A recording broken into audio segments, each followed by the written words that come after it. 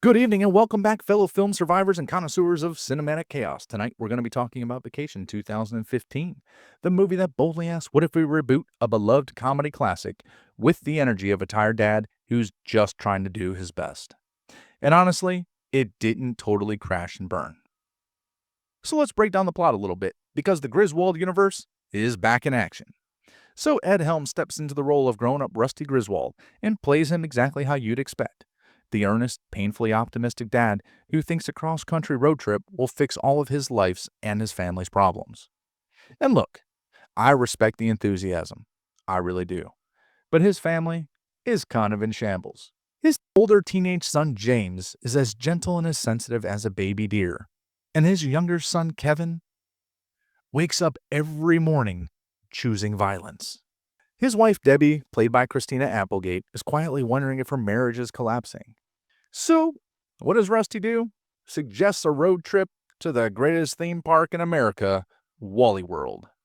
Because if your family is falling apart, why not trap them in a confined metal box for a week and hope for the best? Truly bold strategy, Cotton. Let's see if it works out for him here. So this movie tries. It tries very hard, like going above and beyond on group project kind of hard. And to be fair, it captures some of the National Lampoon's energy. There are disasters, mishaps, close calls, painfully awkward moments. At the hot tub. And an impressive number of scenes where someone screams in a moving vehicle. It's got the bones of the classic franchise, but the pacing? Yeah, the pacing. So this movie's trying to throw slapstick comedy at you every 2 minutes like it's afraid you'll look away and notice the plot is nothing but a coat hanger. Some jokes land beautifully. Some thud on the floor like a wet sock. But all in all, none of them are extremely boring. And I will admit the film is completely predictable, but it did not make me want to turn it off at any point. So the characters, the good, the weird, and the beautifully unhinged. So, as we talked about already, Ed Helms is Rusty. He is the peak dad energy. He's so committed to being a good father that it becomes part of the humor. He's the kind of guy who would throw a surprise birthday party for a goldfish if it made his family happy. And Christina Applegate as Debbie. She has some genuinely funny moments, especially the college sorority callback scene. Watching her wrestle frat culture as a fully grown adult is truly cinema, because we know back in the 80s, Christina would have absolutely hammered this.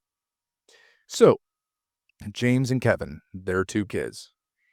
Honestly, these two carried more comedy than they had any right to. James is way too soft, and Kevin is an absolute menace, who I believe has murder in his blood. Put them together and you get mild emotional bullying mixed with a lot of Looney Tunes violence. And that is not an understatement. Their dynamic is funny, extremely wrong, chaotic, and very on brand for this franchise. So, now we have to talk about the elephant in the room. Chris Hemsworth. So Marvel said, "Here's Thor." And the movie said, "Cool. What if he just stood around and showed people his abs in his package?" So, Hemsworth plays Stone Crandall, Rusty's brother-in-law, and his entire character is built on being aggressively hot and aggressively not funny.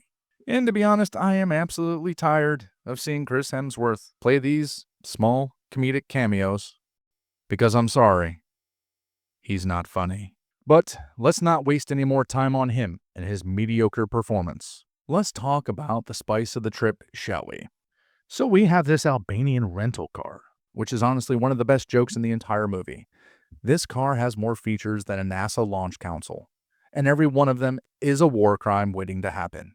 The GPS is angry, the seat controls are violent, the mirrors are basically funhouse torture, and the eco mode tries to kill them, which is extremely realistic if you think about eco mode. And then, without ruining too much of the rest of the movie if you haven't seen it yet, we'll have that beautiful nostalgic cameo appearance by that metallic pea green family truckster. Yes, that same very car that taught our parents' generation not to trust road trips. So the final verdict. Here's where I landed on Vacation from 2015. It's the kind of movie you watch when you want to laugh enough to feel something, but not enough to pull a muscle. It's not trying to reinvent comedy. It's not trying to insult your intelligence. It is very self-aware. It's not even trying to be edgy or profound. It just wants to show up, act silly for about an hour and a half, throw some chaos at the screen, and hope you're in the mood to vibe with it. It's like the cinematic equivalent of grabbing fast food at 11 p.m. You know exactly what you're getting into. Your expectations are managed, and despite knowing better, you still walk away going, okay, it wasn't that bad. It just wants you to laugh at a dysfunctional family driving across America in a vehicle built by a mad scientist, maybe actually even a terrorist. And sometimes that's just enough. You get nostalgia, you get chaos, you get questionable parenting, and you get a story that feels familiar in the best and occasionally the laziest ways possible. So would I recommend it?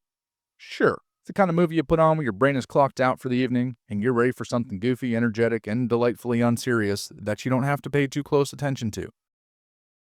All right, fellow film survivors, that wraps up our little road trip. If you enjoyed this chaotic ride through Griswold madness, stick around because there's plenty more cinematic misadventures along the way. So with that, everybody, I hope you have a great evening, regardless of what movie you choose to watch tonight.